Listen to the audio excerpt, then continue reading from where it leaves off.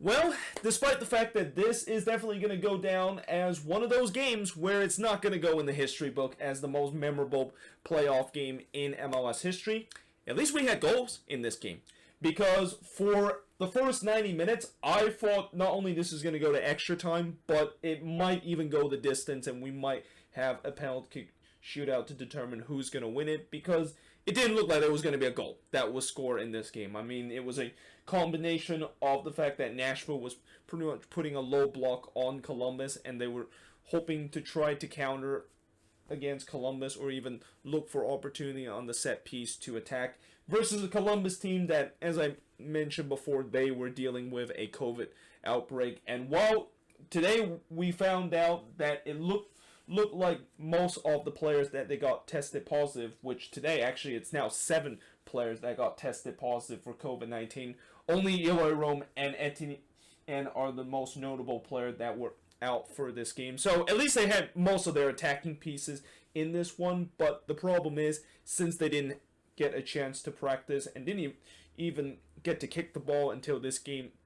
kicked off, you can clearly see that there was some rustiness that was on, and that this Columbus attack was definitely anything but sharp in this game. Now, in the first half, I thought Columbus threatened Nashville early, and that Nashville defense was a little bit shaky early in the game, which I think that's understandable, knowing the fact that this is their first time being in the conference semifinal and in a big stage like this. They can kind of have some nerves coming into this one, but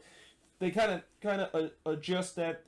for the remaining of the game. And that Columbus, despite the fact that they had a lot of possession in this game, they just could not break down this very disciplined Nashville defense. And it was actually Nashville the one that had the first big opportunity in the 23rd minute when Tarbell was able to deny Cuddy's header, and that at that point I also thought that could have been a goal for Nashville, that is against the run of play, because up until that point that was really the first opportunity of the game, and that pretty much Columbus had all the possession up until that point. But then just 3 minutes later, McCarty hits the post and come the closest in terms of Nashville scoring in this game. But you can definitely start seeing that Nashville was started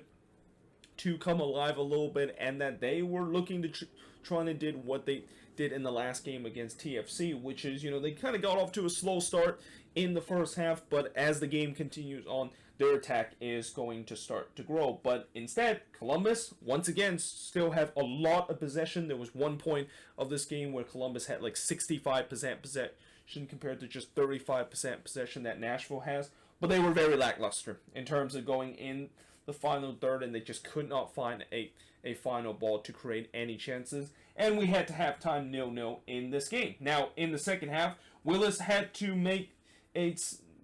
save on Zardes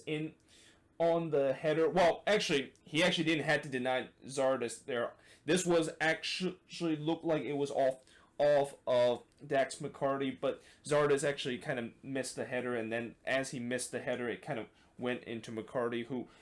actually hits it back toward his goal. And that I probably should have said Willis kind of prevent this to be a potential own goal instead of the fact that Zardes headed that one in. And Columbus, it took them very long time to finally get a chance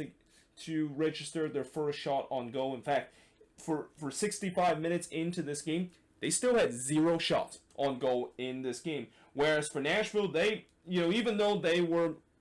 a team that, you could easily say that they might be the one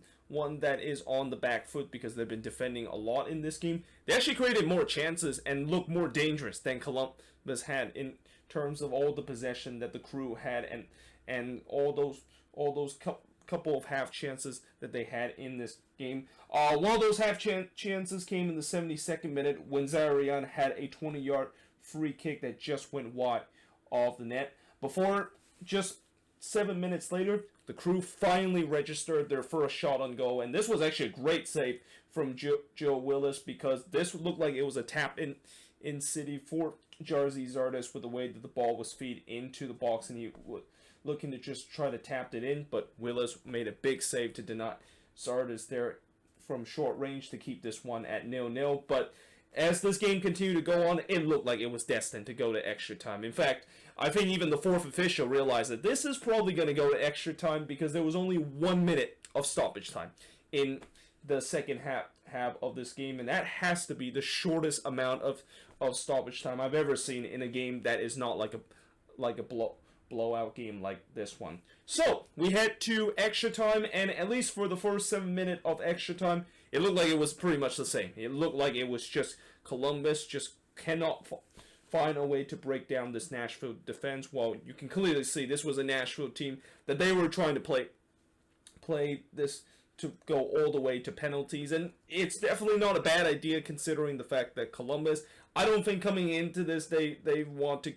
get this all the way to penalties since they don't have their main goalkeeper in Eloy Roman, knowing the fact that Tarbell, as a Quakes fan, I know the history of how Tarbell does in terms of penalty kick shootout, and it's not good whatsoever. And actually, if you're a Crew fan, you probably know the history of Tarbell doing penalty kick shootout because he already had one penalty kick shootout in that game against Minnesota in the MLS's back tournament, and he lost that penalty kick shootout. So they were really hoping to potentially not get this into a PK shootout, and they were able to successfully do that because in the 99th minute, they finally break through this Nashville defensive resistance, as Pedro Santos was able to score from Zardes and Zaharian to make it 1-0 in favor of the Crew, and you just kind of sense as soon as the Crew was able to break through the Nashville defensive resistance, there was going to be another goal that was going to come very soon, and it did. Just 4 minutes later, Zardes would get his goal from Pedro Santos to make it 2-0 in favor of Columbus, and at that point I thought that was game, set, and match because I knew Nashville was probably not going to come back from this, and that, you know, giving up a goal in extra time is definitely demoralizing, but when you give up 2 goals in extra time and you're a team that's not known for goal scoring, I thought this game was pretty much over. But just for the sake of me actually talk about what happened in the second half of extra time, because I'm pretty sure a lot of people probably turn off the TV after Zardes scored that goal knowing the fact that the game is over. Well, Nashville did try their best to kind of maybe get one back and make this game interesting, and they kind of opened themselves up, but because they opened themselves up, that means it kind of played in the hands of the Columbus Crew, where they were able to find space when they counterattack. One of those chances that they had, and one of them actually led to them having a counterattack, was Boateng actually went through on goal, but unfortunately Willis was able to deny Boateng to potentially get the third goal for the Columbus Crew. But as I think this is a thing that I probably should have wrote as soon as this game was at 2-0, where yeah, it looked like it was the end of the line for Nashville, and that unfortunately the Cinderella story for this expansion team hit midnight after the fact that when they went 2-0 down in this game. And yeah, that of course was the final score of this game, as the shots in this one, 16 shots compared to 17 that Nashville has. Both teams had 4 shots on goal, 7 shots off target per the 5 that Nashville has, 5 shots that was blocked per the 8 that Nashville has. And possession wise, 54% possession compared to 46% possession that Nashville has in this game. And for Columbus, they move on into the conference final against New England, and they're definitely hoping that by the time that game is going to be kicking off next Sunday, they will at least have most of those players that were missing in this game due to tested positive for COVID-19 will be back in that one. Because right now, I think when you look at that matchup, certainly Columbus is going to be the favorite. And just in general, when you look at the Eastern Conference, who potentially is going to represent the Eastern Conference in MLS Cup, it's got to be the Columbus Crew, because they have probably the strongest team right now left in the Eastern Conference. But you know,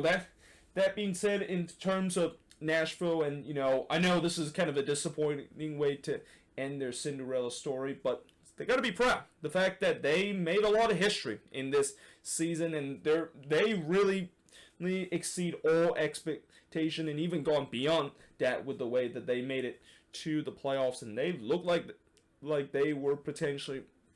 have a chance to maybe become only the second expansion team to ever make it to the conference final. But fortunately, it wasn't meant to be for them, and that I think next season and heading into this off season, they'll probably invest very heavily in terms of the attacking part, because we know that this Nashville defense is very decent, and that I expect them to once again be very decent heading into next season too. But it's just the attack that they need to figure out, because we, even though in these last couple of games we started to see the attacks started to kind of come alive, this game was not the case. They just never got going in terms of the attack, and unfortunately they faltered because of that. But yeah, there you have it. Hope you guys enjoyed this video. If you do, make sure you guys leave a like, smash the subscribe button, and yeah, I of course will see you guys next time.